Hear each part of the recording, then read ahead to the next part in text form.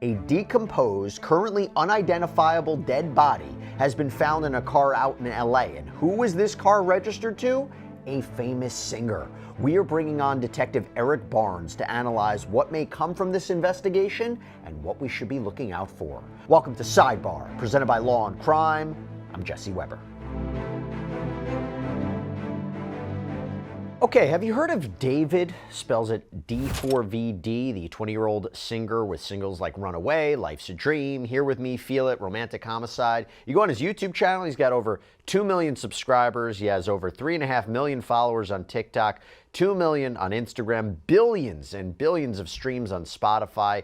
Currently on his Withered World Tour, well, apparently a decomposed body was just found in a Tesla registered in his name out in LA.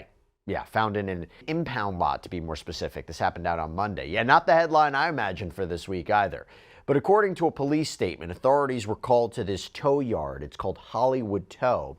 And they were called by workers at the lot due to what they said was a foul odor coming from a vehicle. So LAPD responded shortly before 12:30 p.m. They opened the front trunk and they find this body wrapped up in a bag. According to NBC, law enforcement indicated that these human remains were not intact and that there has been no positive ID as of yet, that decomposition with this victim is a major issue here. In fact, KTLA had previously reported that the LA County Medical Examiner's Office arrived at the scene and couldn't even determine the gender of this person. However, there has been an update. According to TMZ, just last night, the office listed the victim's gender as female, a height of about 5'1" and 71 pounds. This person has wavy black hair, and she apparently has a tattoo on her right index finger that reads, "Shh." Apparently, she had been wearing a tube top, black leggings, had a metal stud earring, and a metal chain bracelet in the shape of a W. According to TMZ, though, to be more specific here, there is no definitive conclusion as to age, gender, or cause of death. But authorities are treating this as a death investigation. A spokesperson for the singer, whose real name, by the way, is David Anthony Burke, said in a statement to NBC News that he, quote, has been informed about what's happened, and although he is still out on tour, he is fully cooperating with the authorities. Now, we're going to talk about potential legal consequences here, but I have to say the singer may already be feeling the economic consequences. Maybe, maybe not. I mean, there's been reporting that his show last night, we'll talk about it, was like packed. There were tons of people out in Minneapolis. But TMZ has reported that the clothing brand Hollister, they're no longer featuring him on their website where he had been modeling different items for them. So apparently he had been removed in the wake of this news. So I want to bring on right now Detective Eric Barnes to try to figure out what is going on. Detective, thanks so much for coming on. So first of all, nothing to indicate that David has been brought in or that he had to cancel his tour. Does that tell you that investigators at this point don't think he's actually involved in connection with this dead body? Well, Jesse, anytime there is a death investigation, homicide detectives are going to treat it as if it's a murder. That way, you're able to scale down a lot of times, and you just treat all your evidence as if there's foul play. And I think on this particular case, one of the things that is intriguing is the fact that there's very little known information. So, as a detective, you have to make sure that you get all your ducks in a row before you start, making moves and strategizing. But they didn't call him in, right? He's on tour. And he's just performed, I think, at the Fillmore last night in Minneapolis. He was in Chicago over the weekend. He has a stop in Kansas City today. Actually, by the way, his last U.S. date is scheduled for L.A. on September 20th. And he plans to go to Europe, UK, Ireland for more dates. Are they going to let him go? Are they just waiting for him to come back to L.A.? If it was urgent enough, wouldn't there be some sort of action? I think that kind of at this point in the investigation, the priority is definitely going to be with identifying the decedent. Once you get a positive ID on that individual, then you can kind of work up into what may have happened to her. I think you kind of overall you keep an eye on definitely who the registered owner of the vehicle is. You know who he is. You know he's out on tour, and I think the first thing that you check out, probably they've been in contact with him and his team over the phone, just to figure out, what his schedule has been like the last few days, and definitely who was in possession of his vehicle. Now, we're definitely going to want to stay on top of this story. So let me real quick thank our sponsor, Morgan & Morgan, for helping make this happen. This is America's largest injury law firm. This is a firm with over 1,000 attorneys. You know why they're so big? Because they win a lot. They have recovered over $25 billion for more than 500,000 clients. Think about that. In the past few months, a client in Florida received $12 million after the insurance company offered just $350,000. Out in Pennsylvania, a client was awarded $26 million. That is 40 times the insurer's $650,000 offer. Another client in Pennsylvania received $29 million after being offered only $500,000. And even if you think your case isn't worth millions of dollars, why not just start a claim and fight for what you deserve? Morgan & Morgan, they make it so simple. You can start a claim from your phone in just 8 clicks. So if you're injured, you can easily start a claim at forthepeople.com/LC Sidebar by clicking the link below or scanning the QR code on screen. So this 2023 Tesla has Texas license plates. It's registered to him. It was impounded after someone reportedly said it was abandoned in the Hollywood Hills. Rolling Stone reporting that this was in the high-end Bird Streets area. And in fact, LAPD Captain Robert Peters said, "We were notified this morning and the car's been here for a couple of days." So reporting indicates, by the way, it could be up to 5 days.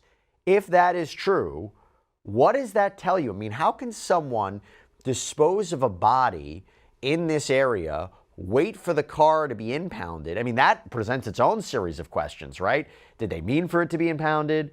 Was it I'm made of questions, but the idea of the body being found in this car that was located in this, substantial neighborhood in LA, so strange. Yeah, it definitely is. And immediately you have to analyze what happened in that vehicle. You start doing a bunch of physical tests to try to collect any kind of DNA evidence that may be left around, just to see if there was any signs of foul play. But also you have to have in the back of your mind uh, that the car may just be a secondary location, that there may have been a incident leading to the vehicle. And obviously, with a vehicle being mobile, you have a hard time tracking down where this incident initiated at. How do they process the car? What are they looking for? Fingerprints, DNA, sequence of events? What do they do? That car right now is the most important piece of evidence that they have. You are going to take your time with before you do anything else. You're going to basically shut everything down to a screeching halt and move at like a turtle's pace, looking for uh, fingerprints, any blood, also any type of DNA that may be left, whether it's hair follicles, maybe fingernails, that kind of thing. Just anything that may give you any idea that there was a struggle that took place, or if someone inadvertently left something behind. Are they going through surveillance footage right now to see where the car was? I mean, how do they track the movements of the car? Can they? I haven't had the opportunity or the to work a case involving a Tesla, but from what I know about Teslas are probably the most uh, friendly vehicles for investigators to work with. They store so much data. A car is just as much a computer as it is a vehicle. So there's going to be tons of information stored on the memory board of that car. And also there's cameras also connected to Teslas that have helped other homicide detectives around the country solve cases. So that is going to be very interesting to see what they're able to get from that vehicle. But in terms of a traditional canvas, typically at this point in the investigation, detectives are going basically door to door, block to block, looking for any Ring doorbell camera or businesses that may have video footage to see what was going on with this car in the days leading up to the body being discovered. And I'll talk more about the body in a minute. I just want to focus on this car for a second. So why theoretically abandon the car and not get rid of it? Why leave it there to be potentially towed? Is it timing issue? Was there a conflict? Maybe it's hard to do. I think about what would it take for somebody to deposit a body in a trunk of a car. who would have the means and the opportunity to do that. But then I also think, why leave it there for it to potentially be impounded and be processed? With the information that's just known, which is very bare bones at this point, the seating that they found inside this vehicle appeared to be a very small individual. 70 pounds is not very heavy at all. So you're looking at possibly one person that could be capable of moving the body and placing it inside the trunk. And also you have the aspect of the plastic bag. If you see someone carrying a trash bag out the middle of the night, it's not really going to raise any eyebrows. And I think that it's one of those things that when think crimes often happen out of spur of the moment. And so you don't have time to plan things out from a criminal aspect. When it hits the fan, it hits the fan. And you're kind of forced at that moment to come up with the best strategy possible. And sometimes that best strategy possible leaves you with a moment of, I don't know what to do at this point. And I think that's what happened with this vehicle. There's while I figure out what I need to do with it, the best course of action could be just to leave it in the trunk of this car. Yeah, and we're still trying to piece together what's going on here. By the way, I mean, you got to call out those workers who smelled something. And by the way, I hate to ask this, but I think it's important. Is that smell distinct? The smell of a dead body? Yes, it is. Once you've smelled it one time, you know exactly what it is the next time you smell it. And I'm not saying they even knew that, but they smelled something and thought enough that there's a problem here. Let's go talk about this victim. Oh, by the way, going back to the idea before we get to the idea of the victim, if the car, this state of decomposition, this in this car for 5 days, that gives a timeline too, right? I mean, that can tell something about the sequence of events. Yes, there's a lot of factors that play into decomposition. The weather, the level of humidity, obviously the fact that the time of the year that it is. The weather can actually speed up decomposition. And so, although there are some times where it can help you, there's a lot of different factors that can weigh into that analysis. And just to be clear, when you're hearing reporting that the body was not intact, does that mean it was mutilated? Does that mean it was severed in some way, chopped up? It gives the indication that it's been tampered with in one way or another. I when I heard that, the first thing I thought was they didn't necessarily just go to that it had been mutilated, but also uh, I've been on crime scenes where advanced levels of decomposition can also lead to the body coming apart. So that's also a theory that could come into play. Let's talk about the ID of this victim. I mentioned it before. To me, the tattoo and the jewelry are very, very important. What do investigators do with that to try to figure out who this person is? I mean, do they, obviously it's being reported, so perhaps somebody who knows somebody that has that kind of tattoo and coupled with that jewelry will come forward. But beyond that, what do investigators do? Definitely. At this point in time, the media is going to be your best friend with getting your victim identified. I think the tattoo is very distinct. So if there's people that are aware of someone that has a tattoo like that, it is going to stand out, and hopefully they get in contact with the LA Police Department. Also, I think that from a detective standpoint, while you're waiting on media to potentially make the connection, you're just scanning through your databases, looking for any police reports or anything that may document someone with that kind of tattoo. I mean, and you don't even know if that person got the tattoo in LA, but do you go to tattoo parlors and say, have you ever done a tattoo like this? Also, the jewelry, I don't know where it was purchased. I mean, is that anything that they go to the suppliers and try to see where any of that where this person might have purchased it? I mean, it might seems like a daunting, impossible task because you just don't know.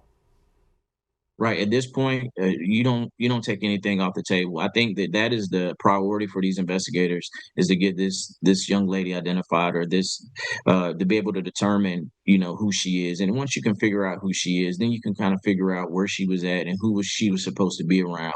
And I think that's going to open up a bunch more answers and possibilities for your investigators. Does fingerprints or DNA play a role in identifying a decomposed victim? They do. At this point in the investigation, I think just depending on the level of um, decomposition, you have to be very mindful that fingerprints, they can also go away. So they also weigh very heavily if there's a high level of decomposition, and they'll focus on dental records. Hopefully, there'll be something that they can reach into, that if the hands are decomposed, that the dental should be intact, and hopefully that'll help them lead them in the right direction. Doesn't it also tell you something, if this reporting is true, that wearing these clothes, wearing this jewelry, having this identifier on the finger, that, and I hate to say this, but a professional killer would not have left those identifying marks, let alone probably let alone leave a dead body in a car to be found. But doesn't that tell you something about who may have done this? As you stated, I think there are just a lot of things that, if someone had the time to think through circumstances and plan it out a little better, if that was the case with this, that they wouldn't make these mistakes. Leaving a car abandoned on the street, especially in an area that is heavily populated, has towaway zones, that car is gonna be discovered at a certain amount of time. And also, with people that may be walking dogs and going out exercising, the smell is going to give away the fact that there's a body hidden inside this vehicle. So I think there's a lot of rush and judgment in making decisions on this situation. And not to play conspiracy theory, but there's always a possibility here, right? That perhaps that person who did this, right, wanted the body to be found. If David has nothing to do with this, there is always a possibility that the body was placed in his car. He didn't know who was driving it. Someone had access to the car. I wonder if those are questions that he's cooperating with law enforcement, right? Who had access to the car? Do you know anybody who drove it? And whether or not there is a situation where they wanted to throw suspicion on him. Not playing conspiracy theory, but again, I'm trying to balance all this. He's cooperating. He's still on tour. They may not believe he's involved. Makes it seem like somebody else potentially was trying to frame him or cast suspicion. Am I thinking about this the right way? 100%. Like I think what makes a successful investigation and a successful investigator is that you don't take anything off the table until you're able to rule it out. So they have their hands full, definitely, with looking at every single possibility in this case. I think also, if I'm David or I'm his spokesperson, I'm going to want to give the police as much cooperation as possible, because the last thing I want to do is for him to take a hit in the social realm and start to lose fans because of any kind of a suspicion that's unwarranted. By the way, from a legal point of view, I've seen cases before where bodies are found, and if they're in such a state of decomposition or the body is severed in such a way, it can be difficult to determine cause of death or manner of death. And you might have a situation where somebody is charged with tampering with evidence or disposing of a body, but they might not necessarily be charged with murder. There could be other circumstances that would support it. But if you don't have those answers from the body itself, you could have somebody who overdosed, you could have somebody who slipped and fell, you could have somebody, a number of different scenarios, and then someone panics and then does something to the body. I mean, you just don't know. Self-defense. So if the body is so decomposed, that could be a problem for potential prosecution, right? Yes, I think that it definitely presents some challenges, because you don't have the ready available testing that is normally done when you have a fresh scene or a fresh victim. I also think that what you brought up was very interesting in terms of overdose. I've worked several overdose scenes where um, everybody's partying at night. People go to bed, kind of crash, and when they wake up, someone is has passed away. And so the last thing they want to do is call the police and say, "Hey, we've been using drugs." So you have a cleanup process that takes place, and so that as well, I think, could be a very viable situation here, just depending on what information comes out. Yeah, and I'm being clear. I'm speculating. I don't know. I'm just trying to work through different scenarios here as we try to make sense of this in real time. Do you think they're looking into David, investigators? Are they following him? Obviously, if they want to track communications, I imagine they would need a warrant. But do you think they're keeping a very careful eye on him and he doesn't know it? I think at this point, I think obviously the fact that this happened, that a body was found inside his vehicle. I don't think that there's any secret at this point to him that the police are investigating him at some level. And um, I think the way that he can kind of show his lack of involvement is just being fully cooperative with law enforcement, which it appears that there is some level of cooperation. But I think at this point, the primary focus of those investigators is just identifying the victim. You kind of have to work off of the facts of where your victim was at, what they were doing, and who were the last people that were with her. And I think that kind of will keep you from going down so many rabbit trails. So really, really distressing case, and it's evolving very rapidly. So hopefully they make an ID. Hopefully we get some answers, and we will keep a careful eye on it. Detective Eric Barnes, thank you so much for taking the time. It was good to see you. Thanks, Jesse. All right, everybody, that is all we have for you right now here on Sidebar. Thank you so much for joining us. And as always, please subscribe on YouTube, Apple Podcasts, Spotify, wherever you should get your podcasts. I'm Jesse Weber. You can follow me on Instagram or X. I'll catch you next time.